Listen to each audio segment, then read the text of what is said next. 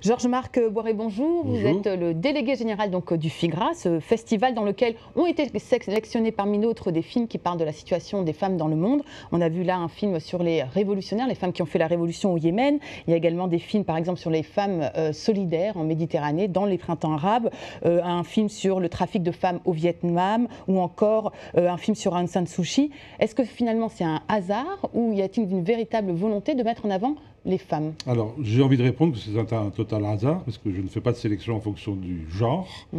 Mais ce que je veux simplement vous dire, c'est que d'une manière générale, la condition de la femme dans le monde est souvent traitée dans les reportages et les documentaires que nous présentons.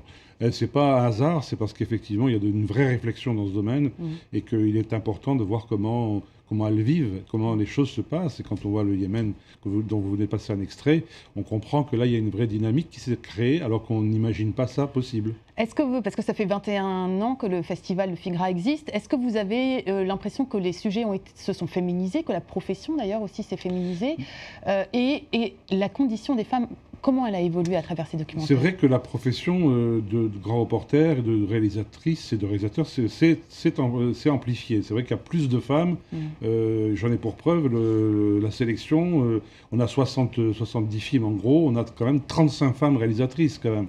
C'est quand même pas rien. Enfin, je veux dire, toutes sections confondues, ce qui est quand même important, ce qui veut dire la moitié quasiment des sujets, et pas dans n'importe quelles conditions, pas des sujets de cuisine et de broderie, des sujets vraiment... Oui, du grand reportage ou du reportage de guerre. Fort, quoi.